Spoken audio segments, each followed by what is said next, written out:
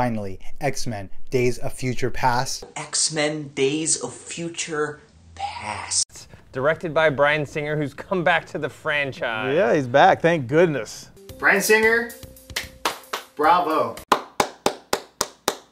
Bryan Singer's triumphant return to set things right in a universe he forged 14 years ago. X-Men Days of Future Past was exciting, extremely amazing, exquisite.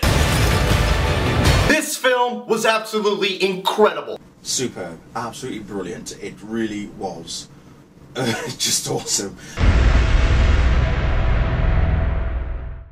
All right, so the story, I love the story. It was exactly what it needed to be. It opens up so many possibilities for the universe. For those of you who don't know, X-Men Days of Future Past is based on the Uncanny X-Men comic 141 through 142 published in 1981. The story here follows, of course, the X-Men in the future. I don't want your future! The mutants are actually being destroyed, and how are they being destroyed, you may ask? Well, the Sentinels. Undefeatable, indestructible, formidable opponent. So they say, you know what? We gotta send Wolverine back. Why? Because Wolverine's the one to handle shit. Now, the majority of this movie does take place in 1973, in the past, where Wolverine is sent back to basically correct things that are gonna happen in the future. And I found that to be cool, that there's one key moment in time, this one historic event that happened, which is Mystique killing Trask. They have to make sure to make Mystique not kill this guy, so this doesn't happen in the future. Only by changing the past can there be a future for mutants. There's also this really good story following Professor Xavier as he deals with all the losses in his life, the dark places that he's gone, and him coping with that and moving on to become the leader that he was meant to be. And then ultimately, his future self, through Wolverine, through Shadowcat, through all the craziness, shows him that he needs to hope again. We need your help. Tell whoever it was that sent you, I'm busy. The person who sent me was you. It's all very, very interesting, and it's never boring. It just looked like it might have, that it was going to be too much.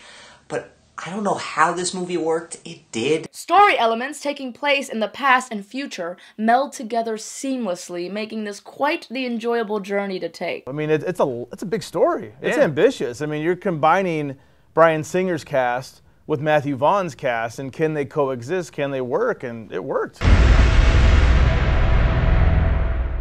Okay, now it's time to talk about the film directing. Bryan Singer is back in the director's chair, and this is the guy who brought us X-Men and X-Men 2, which I think so many X-Men fans really love and appreciate. I have to give it up to Bryan Singer for returning and pretty much taking his franchise back. X-Men is like Bryan Singer's calling. I can only say great things about the filmmaking, and I mean, by the off chance that somebody happens to have Bryan Singer's ear, I just want to thank Bryan Singer. He's got X-Men back on track to his vision, and I love his vision. We've been given a second chance.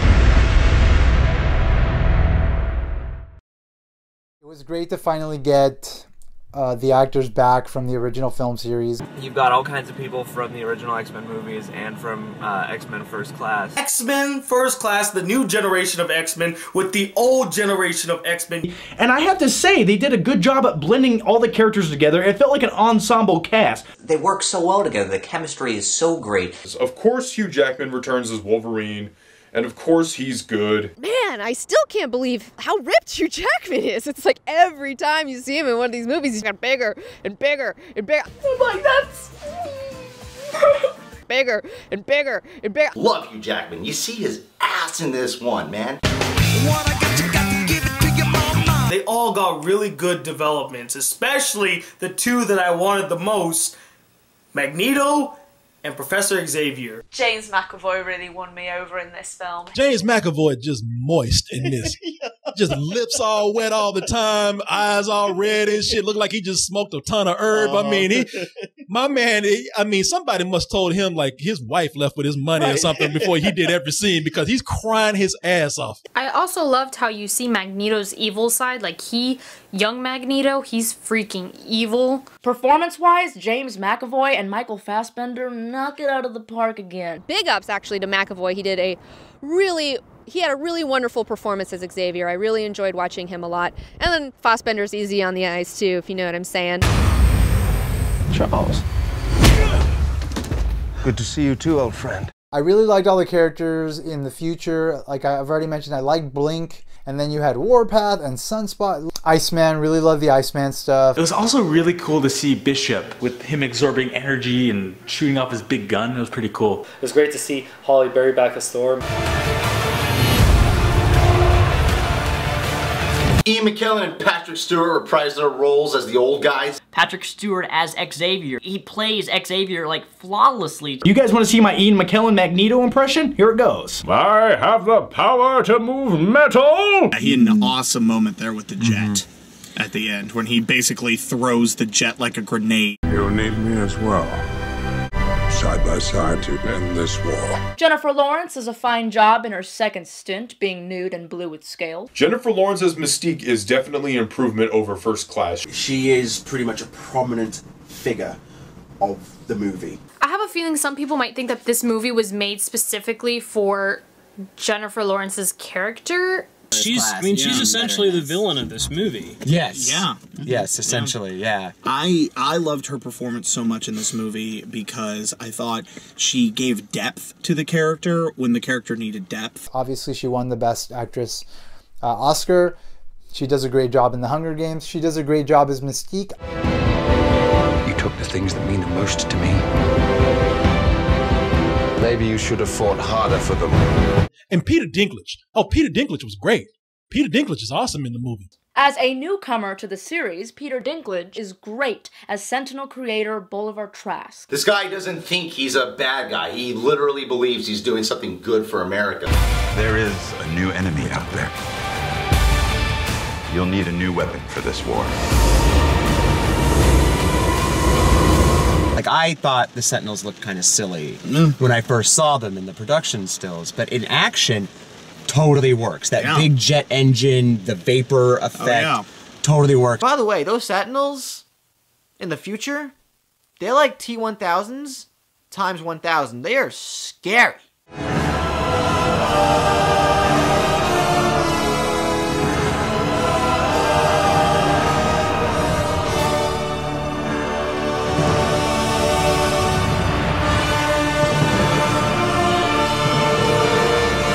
Best sequence in the film, the absolute best sequence in the film, was the Quicksilver sequence. Evan Peters, he melted my heart. Everybody had like such a problem with his costume and everything. I'm just so done with fans. We just bashed him just because of the way he looked. Yeah, I didn't like the goggles. He stole the damn movie while he was in it. Great. He does have some of the best scenes in the movie, and that one scene is, I think, you need to see in 3D. The one where they freeze everything. His scene was beyond amazing, and it was a perfect character introduction to the movie, and I was like, I cannot wait to continue seeing this character, but then after they just dropped him off at home. And I'm kind of sad that they didn't use him a little bit more because he was such a fun character, and I know that they were trying to tell a little bit more of a serious story. I know a guy. He'd be a young man now. He's fascinating. He's a pain in the ass. Prison break? That's illegal, you know. Only if you get caught.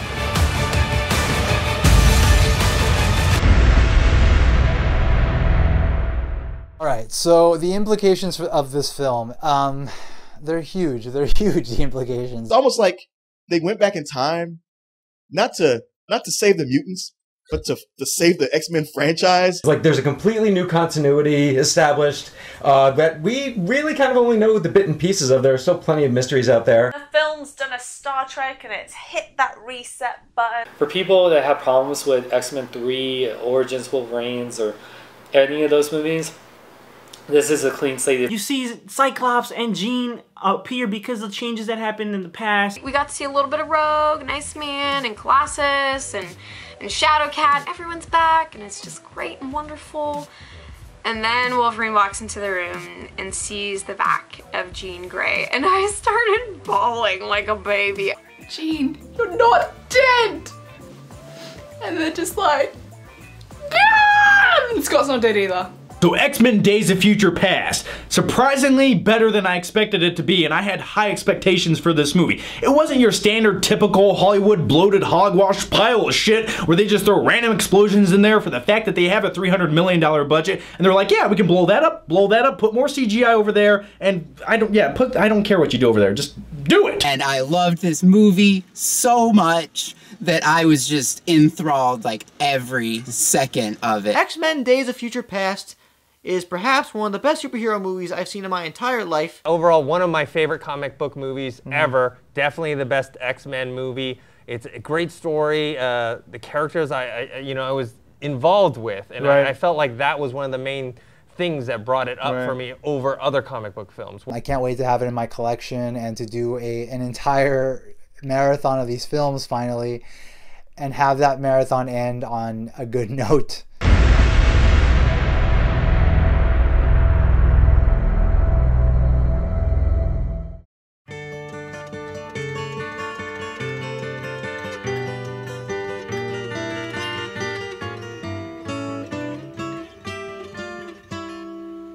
If I could save time in a bottle, the first thing that I'd like to do is to save every day till eternity passes away, just to spend them with you. If I could make days last forever, if words could make wishes come true, I'd save every day like a treasure, and then again I would spend them with you. But there never seems to be enough time to do the things you want to do once you find them. I've looked around enough to know you're the one I want to go through time with.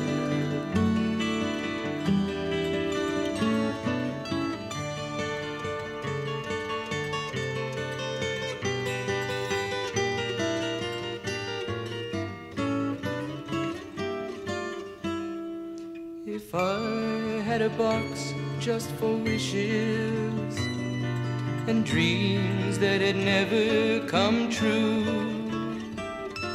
the box would be empty except for the memory of how they were answered by you. But there never seems to be enough time to do the things you want to do once you find them. I've looked around enough to know that you're the one I want to go